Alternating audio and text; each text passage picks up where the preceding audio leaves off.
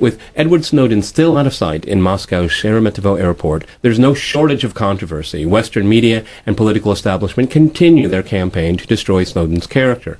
Others demand a real public discussion on the surveillance state.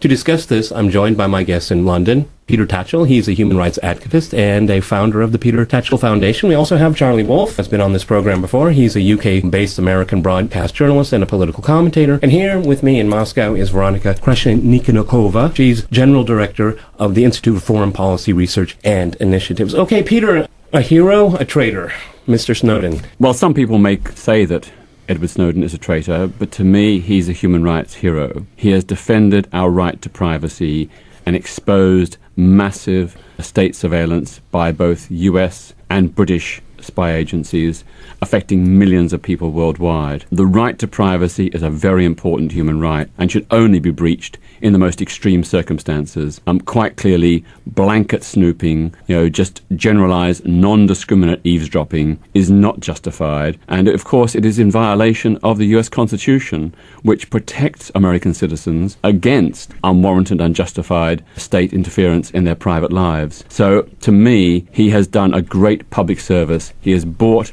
a light to shine upon what the secret state is doing in the name of the American people, and which of course is impacting on people worldwide who are also being put under surveillance. He is truly a hero, and instead of focusing on him and trying to apprehend him, the United States authorities should be questioning why they're putting so many millions of people worldwide under surveillance. Okay, whistleblower then. Charlie? Well, I think the jury is still out on whether he's a whistleblower or a hero or a villain. He is definitely broken the Espionage Act. That's without a doubt. At least he's suspected of doing so. In large part, it's a pleasure to be here with Peter, because as much as we disagree, we probably agree in more ways than he would expect. And, I value the Fourth Amendment as an American, as much as I value the Second and the First and the Fifth and the rest of them. But I'm not sure, several terms are being thrown around, such as eavesdropping, snooping, etc. As I understand the program, and as I've seen it from watching the testimony, that's not what the program is about. It is about the collection of data. And there's a difference there. This is not listening to someone's conversations. This is not protected information. They use what's known as the envelope rule. In other words,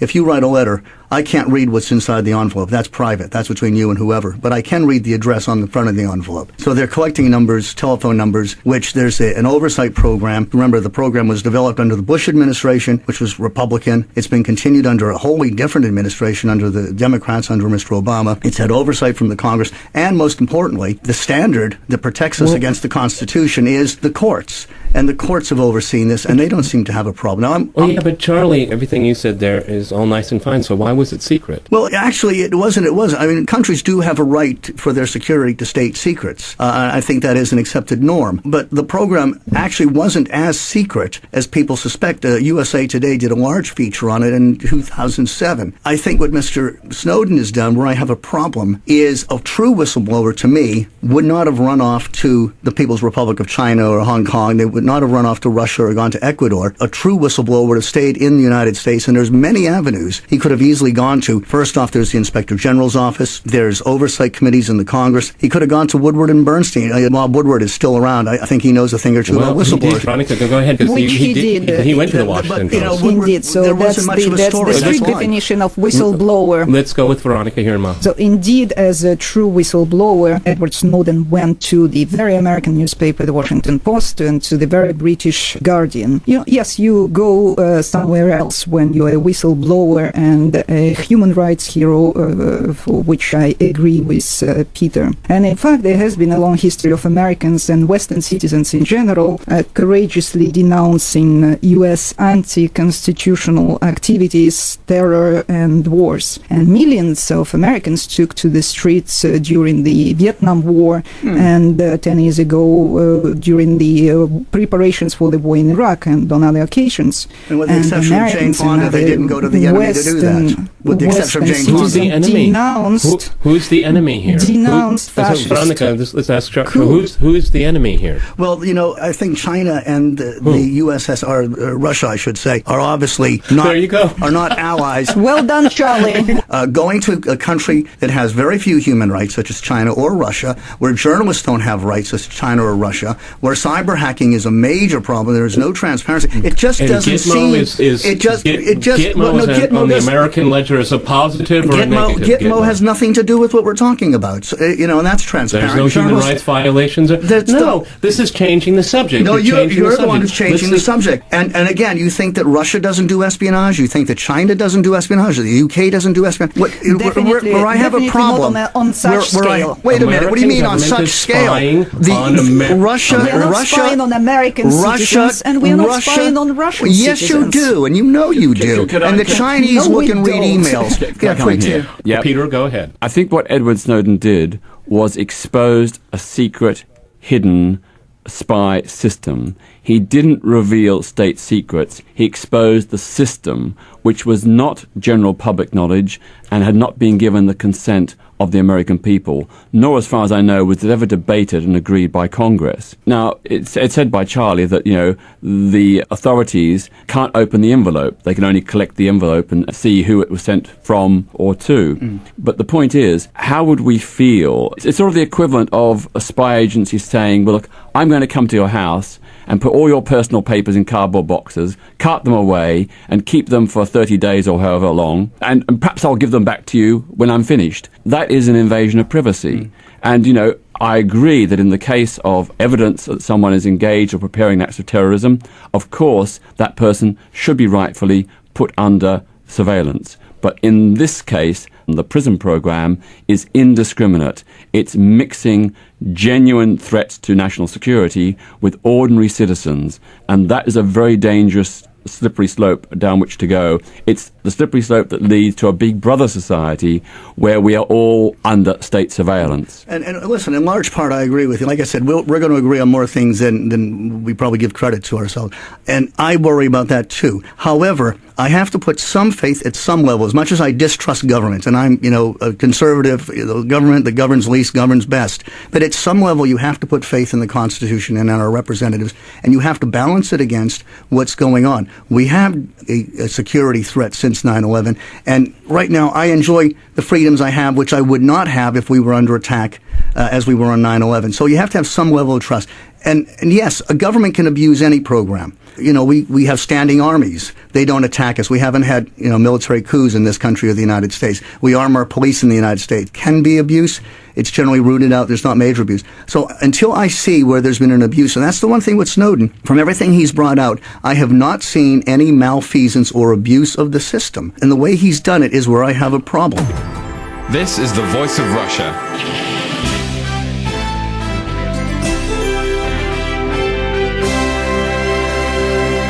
You're listening to Debating Russia here on Voice of Russia. Veronica, you wanted to say something? Yes, I have an important statement to make. We have to take human rights seriously. Human rights are a universal value, and no country can have a monopoly on human rights and judge other countries. So on behalf of Russian civil society and human rights organizations, and also as a member of the Civic Chamber, I would formulate a proposal. We should write a letter to President Putin asking him to allow Edward Snowden stay in Moscow as long as necessary, because elsewhere he is under danger of life sentence or worse. So I think if he came to us for help, for protection, we have to do maximum to help such a person. Mr. Snowden probably would not be overjoyed to have to stay here, because then his entire purpose would be defeated. When you look at Western media, Western elites, Mr.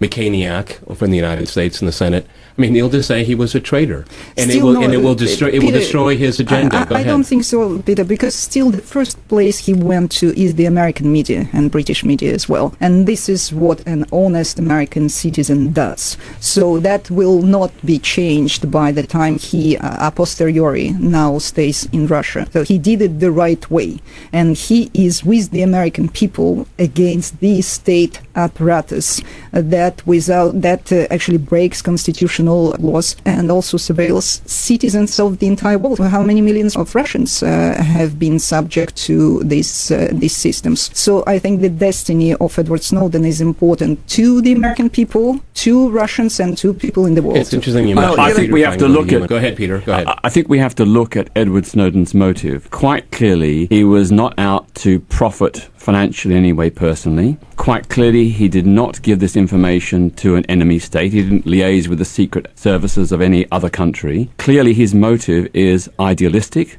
He believes in democracy. He believes in the accountability of the American government to the American people. And I would say that he's a great patriot in the tradition of the founding fathers of the United States, who argued that they should have a government of the people, for the people, and by the people. And transparency and accountability is fundamental to that. He didn't hide away and do this. He didn't do it in secret. He was open and transparent, unlike this secret spying operation, the PRISM program. The other point I'd make is that if Edward Snowden was an Iranian who had blown the whistle on Tehran's mass snooping of citizens around the world, he would be hailed by the United States as a freedom fighter, as a whistleblower, as a hero, a defender of democracy and liberty. Yeah, with respect, so there's huge double standards here by the United States. With respect, it's not a double standard. Go ahead, Charlie. I'm here. It's not so much a double standard. I think there's a moral relativism that you're playing. I don't believe that one man's freedom fighter is another man's terrorist. I think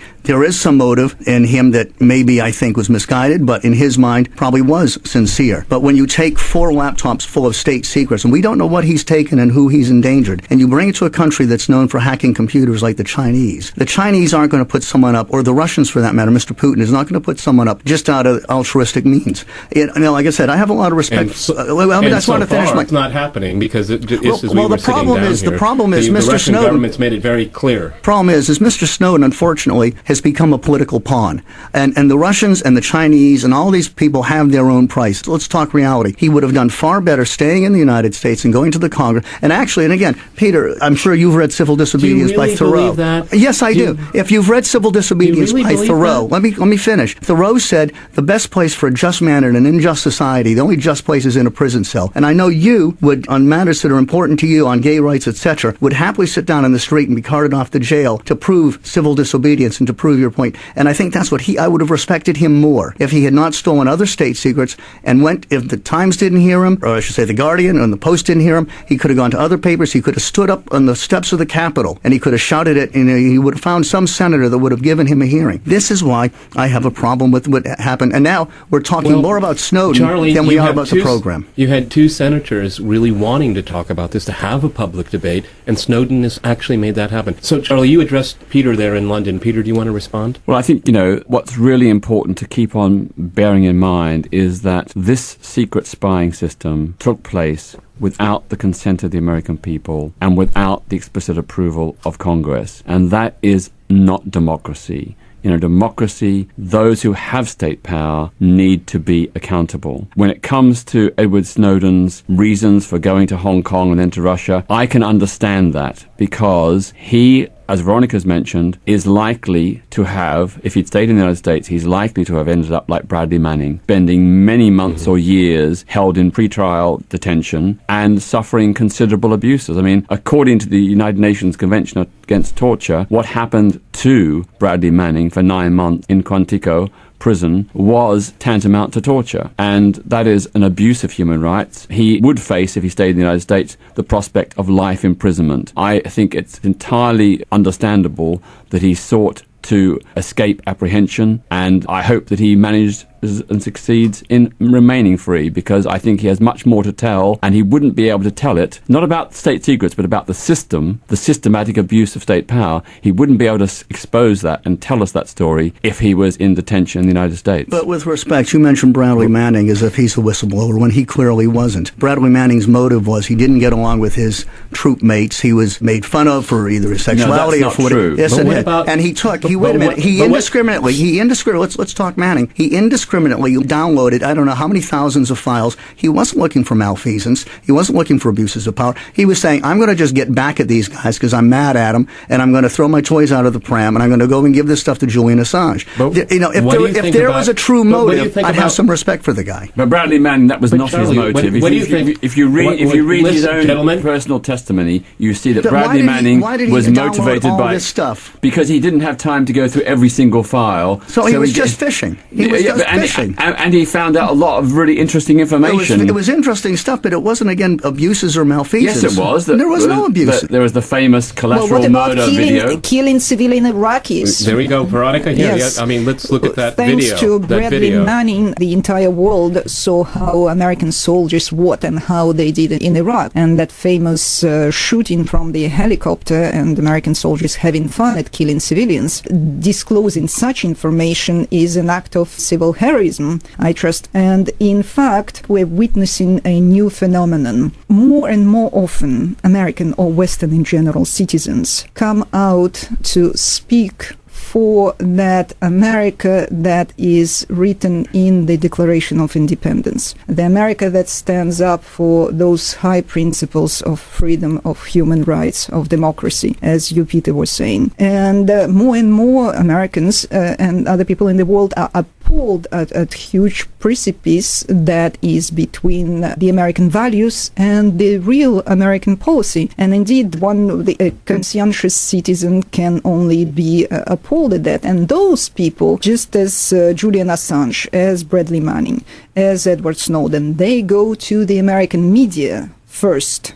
And that's a major, I think it's a major phenomenon, and I think we should be all supportive of such true, real American citizens. Don't take state secrets to people like the Chinese, where there is no human rights. Which he hasn't done once again. Well, you don't know as many times as you wish, Charlie. It won't become true. Veronica, you don't know that. He's had 4 laptops. I definitely know that he went to the Washington Post first and to the Guardian, and he had a chance to speak. Would you go to Quantico until the end of your life? If it was that important, yes. If it was that important, yes. Well, that's your choice. And I don't expect that I would, because, I would make sure I knew what I was talking about, and I wouldn't divulge state secrets. There's another principle. You talk a lot about high principles. Manning and Snowden have both taken oaths when they went to work for these places. They took special oaths that they're not going to break the law, and they're taking. They stole. That America that is in the Constitution. They stole. No, wait a minute.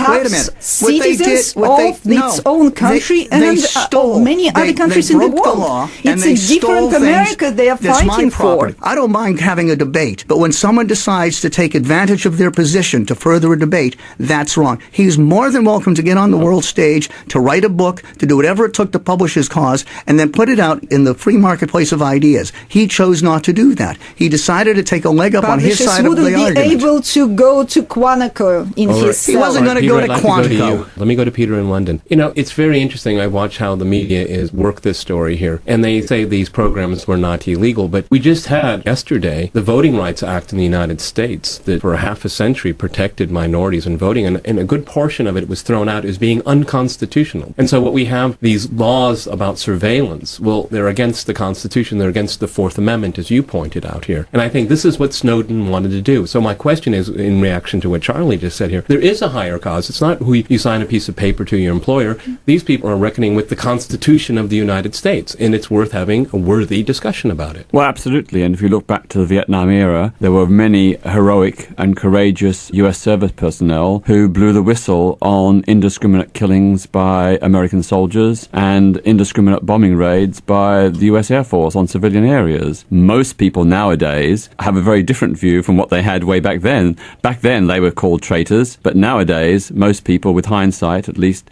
recognize that people who exposed those wrongdoings were in fact following their conscience and a higher law, which is international human rights law, which supersedes any national law or any decision by any court. And just because the Supreme Court has authorized this system does not make it right. In our country, the U.S. Constitution is sovereign above any international agreement, and any international agreement has to comport with the U.S. Constitution before we sign up to it. So we have our human rights, and the courts does guard those, and those 10 amendments in the Bill of Rights are highly guarded. And that includes legal search and seizure. But again, and it's been explained, and I've listened to it with a tabula rasa, and I accepted it, and I'm not someone to give up on my Fourth Amendment rights, as I said earlier. Your defense of the Supreme Court is misplaced, because for many years the Supreme Court accepted the denial of voting rights, the existence of segregation in the Deep South, and even right now the American courts deny equal rights to lesbian, gay, bisexual and transgender people. So the idea that the Supreme... Let me finish.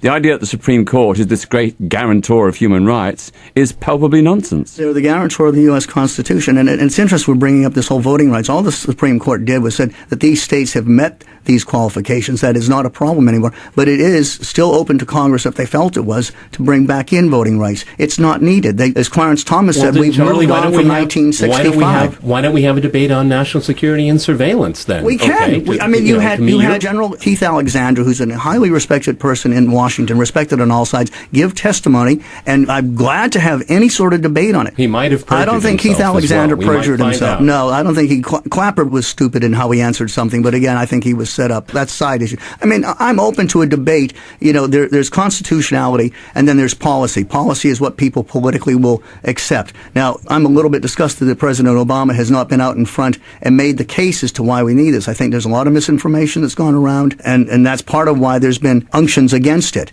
But I think, again, if it is explained, I don't see where it's breaking my Fourth Amendment rights. I don't have a problem. You watch a cop show, it's the first thing they do. Oh, well, was he in that hotel? Get his credit card information and his cell phone. That's all they're doing. They're holding it because they don't know necessarily who the criminal is until after the fact. I want to go to Veronica here, because it seems to me with these programs in the United States that no one's really debating about is that everyone's guilty until proven innocent. Go ahead, Veronica. Yeah, indeed. There is also the extradition aspect in this situation. So Russia has been asking for years the United States to extradite Ilyas Akhmatov, for example, and Ahmed Zakayev from Britain. Terrorists have been connected with very serious crime in Russia. The Cubans for the last 15 years have been fighting for the return of the Miami Five, the anti-terrorist intelligence officers who are in prison in the United States. But instead, the United States also harbor Luis Posada Carriles, who is also known as the Osama bin Laden of Latin America, who is involved in numerous terrorist attacks, and the Iran-Contra and the Bay of Pigs invasion, and a huge number of crimes. But the United States don't extradite such people. Well, you bring up a very interesting point here, Peter. I mean, is the Western media has really had a heyday with Russia's lack of giving up Mr. Snowden. And before you answer the question, I want to go at a quick break here. You're listening to Debating Russia. I'm Peter Lavelle. This is Voice of Russia.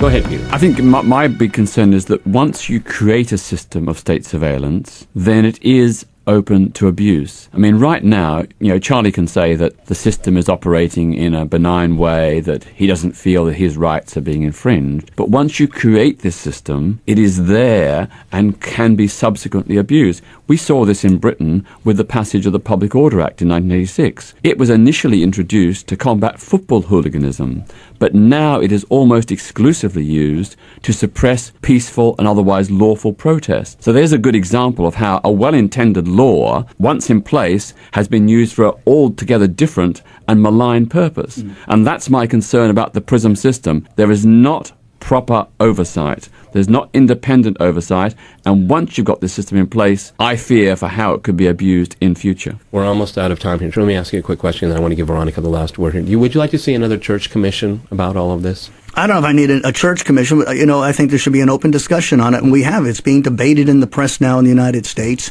And, again, I hope Mr. Obama comes out and defends it a bit more assiduously than he has. Okay, Veronica. Last week, the Russian Federation Council, which is the upper chamber of the Russian parliament, has decided to set up a working group that would conduct an international investigation of this situation. And I want to reiterate that the Russian civil society and the human rights organization have to stand up for Mr. Snowden and ask President Putin and the Russian leadership to allow him to stay, because the threats to his life if he goes out are too high. Peter, let me go to you back in London here. What would you like to see happen? Because Charlie says that there is a debate going on here. It seems to me most of it's still condemning Mr. Snowden and Russia and China and everybody else, but not real debate about these programs in the United States. Well, if there is a debate about these issues, it's only thanks to Edward Snowden. If he hadn't done what he did, we wouldn't be having this discussion. And of course, you're right. Much of the discussion is about him and his actions, not about the systematic state surveillance that he's exposed. And I think that is a major, major flaw in the way in which the issue is being projected by the media. There are lots more questions to ask. We don't know for certain that the information gathered is simply being logged. We don't know if phone calls, emails, and social media messages are actually being read. We're told they're not being read.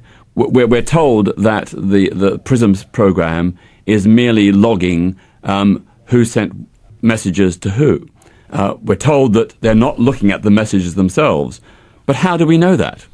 We don't know it. I mean, this is a secret system which we were not told about, so maybe the operation of the system itself is not what we're being told. Charlie, that's the point. It's the trust issue, isn't it? I mean, because we didn't know these programs existed, and then they say, oh, they do exist, and we're only doing this and this, but if we weren't told about these programs, then why should we believe what they say about these programs? Well, I mean, we did know about these programs. As I mentioned earlier, USA Today ran a large piece on this in 2007, and you can't build something that's 5 times the size of the U.S. Capitol out in the Utah desert. Actually, it wasn't even in the desert. You pass by it on I-15 every day. I know Bluffdale. I used to live just south of there, and not know something's going on. But again, going back to the original question, I think Snowden has been his own worst enemy in the way he's done this. Again, going to China, he's made Snowden, and again, I go back to someone he went to Hong Kong, not to China. Well, Hong Kong is still part of China. It is still ruled. You think the Chinese don't have a hand on what's going on Hong there? Kong has basically very good human rights record. Yeah, but as I was going to say, again, as a long-time campaigner, Peter, and you've developed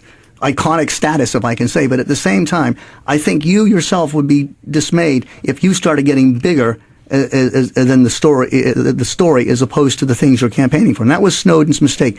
There are many routes he could have gone. I was watching an interview with a chap who's a specialty lawyer, a specialty solicitor, who deals with nothing but whistleblowers, that protects whistleblowers, so he wouldn't have ended up in Quantico. There are ways of doing this where you will be heard, and you can get your message out, and you can start the debate. But taking U.S. secrets, not knowing what they are, that could endanger some of our agents in the field and our personnel, stealing states, that's taking away their free rights as well, their human liberties, and bringing these to countries that are not necessarily friendly to the United States. That doesn't, to me, further the cause of saying there's a giant spying program going on. What state secrets has he reveled? We don't know. Well, what he has, it's not so much what he's revealed. We don't know what he has and what's been taken from him. When again you go into countries like Hong Kong or to Russia, there's no free ride. These guys aren't just doing this out of altruism. I wouldn't show up with all that information on a laptop. We don't know that yet, but it's very interesting, and I'm going to have to close the program on this here, is Mr. Snowden has released evidence that the United States spies on Hong Kong, spies on China, spies on Russia. But so we know that. But you think Russia doesn't spy on us? But he's playing his cards. Well, we don't have a whistleblower like that yet. We'll see. But we know that. We know countries spy on each other. We've run out of... They certainly do. We've run out of time. I want to thank my guests, Peter and Charlie in London. Thank you very much. And Veronica here in Moscow with me. You've been listening to Debating Russia. I'm Peter Lavelle. Please stay.